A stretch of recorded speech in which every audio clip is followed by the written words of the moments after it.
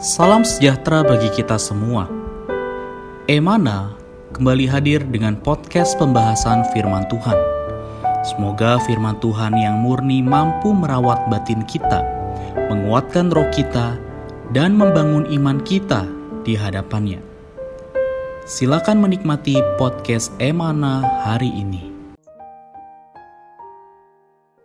Salam sejahtera, saudara sekalian. Mengucap syukur pada Tuhan atas rahmat dan anugerahnya yang selalu baru buat kita.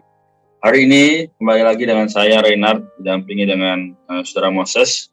Kami akan sama-sama kembali membahas firman Tuhan yang semoga juga boleh menjadi firman yang menyegarkan saudari sekalian pendengar dimanapun berada, si Tuhan.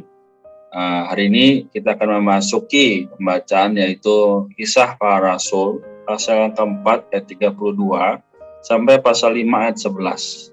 Nah, saudari, melalui pembacaan ini kita boleh ambil satu ayat ya. Mungkin juga saudari juga terberkati dengan ayat ini, yaitu di ayat 32 dari pasal yang keempat berkata, "Adapun kumpulan orang yang telah percaya itu, mereka sehati dan sejiwa, dan tidak seorang pun yang berkata bahwa sesuatu dari kepunyaannya adalah miliknya sendiri, tetapi segala sesuatu adalah kepunyaan mereka bersama." Amin. Saudari sekalian, melalui ayat ini kita bisa ambil satu judul ya, yaitu adalah mengenai kehidupan oleh kasih karunia. Nah, Saudara Moses, apa nih yang bisa kita ambil dari ayat maupun judul tadi, supaya saudari pendengar Emana juga boleh terbantu? Halo saudara-saudari, puji Tuhan, senang berkumpul ya. Akhirnya kita berjumpa kembali dan menikmati firman. Saya melihat ya bahwa apa yang dibaca saudara Reinhard baru saja ini juga mengingatkan kita bahwa penghidupan yang ada di dalam kehidupan gereja sebermula itu bukanlah kehidupan hasil dari karya manusia. Mereka bisa sehati, sejiwa, segala kepunyaannya adalah milik bersama ya. Semua adalah karena kasih karunia. Nah, apa itu kasih karunia? Kasih karunia tidak lain adalah diri Allah menjadi kenikmatan bagi kita. Jadi Allah yang begitu jauh, Allah yang begitu berada di dalam terang yang tidak terhampiri, ya, bisa menjadi begitu nikmat, begitu real, begitu personal bagi kita. Itulah kasih karunia. Yeah. Dan orang-orang ini, kaum beriman sebermula, gereja sebermula ini menikmati Allah yang sedemikian. Karena Allah yang awalnya berinkarnasi menjadi Yesus sudah bangkit. Dia tidak hanya mati, dia bangkit dan turun lagi menjadi roh. Sehingga Allah itu yang adalah roh menjadi begitu real bagi mereka. Wah, akhirnya apapun yang ada dalam diri Allah ya, juga menjadi apa yang ada dalam diri mereka. Yeah. Ya, inilah kasih karunia. Moga kehidupan yang ada pada saat itu juga bisa menjadi kehidupan kita hari ini, karena Allah kita sudah tinggal di dalam roh kita. Betul ya, saudari, apa yang disampaikan Saudara Moses juga kembali mengajarkan kembali kepada kita, terutama saya sendiri, bahwa semenjak kita menjadi orang Kristen ya saudari, banyak perkara mungkin ya kita lihat ya, situasi lingkungan ya, bahwa kita mulai yang namanya acuh tak acuh ya saudari, karena banyak mungkin juga pengalaman atau sehari-hari ada pergumulan, ada tantangan rintangan ya. Tapi saudari, ada satu teladan yang sangat baik, yaitu di pasal-pasal sebelumnya ya, pasal 2, yaitu berbicara bagaimana mereka selalu berkumpul ya, memecahkan roti dan berdoa. Nah, saudari sekalian, mungkin ini juga, ya bukan hanya mungkin, tapi pasti ini juga yang menjadi dasar bagaimana mereka bisa sehati, ya juga sejiwa. Ya saudari, oleh karena itu kita sebagai orang beriman memasuki transisi ya dari pandemi yang kita semua online, dan sekarang sudah bisa berjumpa tatap muka dengan rekan ya, dengan sesama kaum beriman. Moga kita juga semakin bisa mempraktekkan ya, bagaimana kehidupan yang sama-sama, kehidupan yang sehati ya bagi pekerjaan Allah. Nah, jadi menurut saya memang nggak mudah, karena satu sisi kita punya namanya pribadi ya, privacy. Nah, tapi saudari, privacy ini ya perlu kita juga berdoa pada Tuhan supaya tidak lagi menjadi yang perkara menghalangi kasih antara saudara seiman.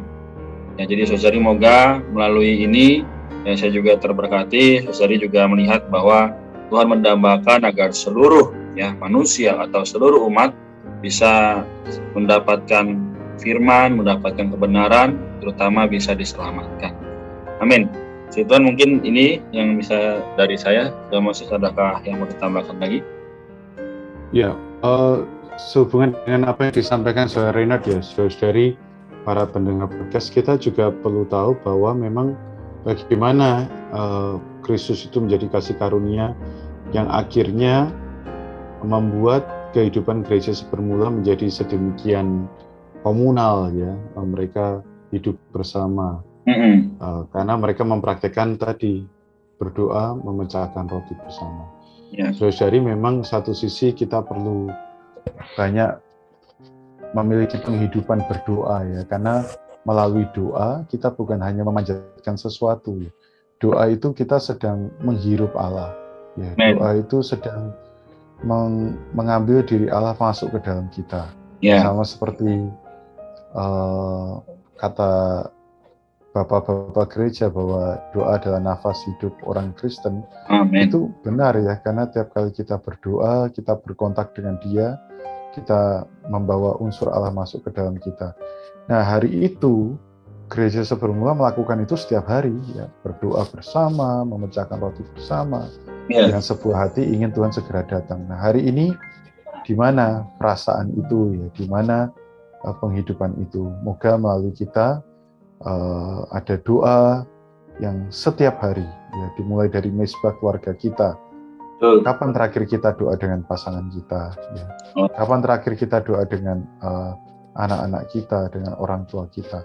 Moga ini merevolusi penghidupan kita sehingga kasih karunia dimulai dari rumah kita menjangkau banyak orang di sekeliling kita. Amin. Puji Tuhan. Amin. Puji Tuhan. Saya tidak setuju dengan apa yang sudah Moses katakan ya. Jadi moga semakin hari ya sampai Tuhan datang kembali, kita boleh mempraktekkan ini ya, sehingga bukan hanya kita saja yang diselamatkan, tapi juga banyak orang mungkin yang belum percaya agar bisa diselamatkan karena melihat kasih karunia yang kita nikmati setiap hari melimpah pada banyak orang, sehingga Tuhan boleh ternyatakan, juga Tuhan boleh dimuliakan. Puji Tuhan. Amin.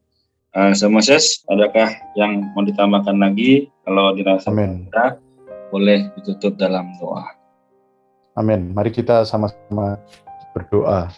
Tuhan, terima kasih bahwa Engkau hari ini ada kasih karunia itu, sehingga kami bisa menikmati-Mu Tuhan. Terima kasih sudah bertahun-tahun Tuhan kami rindu untuk bisa bertatap muka, Tuhan, untuk bisa berhimpun bersama. Moga momentum Tuhan pandemi ini berakhir, kami semua bisa dipulihkan. Berjumpa dengan kasih karunia, menantikan Kau datang kali kedua. Terima kasih Tuhan, kami mengasihi-Mu. Amin. Amin. Tuhan, terima kasih Saudara Moses. Tuhan Yesus memberkati saudara-saudari sekalian. Amin. Puji Tuhan. Tuhan Yesus memberkati. Amin. Sekian pembahasan firman porsi hari ini. Sampai jumpa di podcast berikutnya. Jangan lupa untuk download aplikasi Emana pada handphone Anda untuk manfaat yang lebih banyak. Tuhan Yesus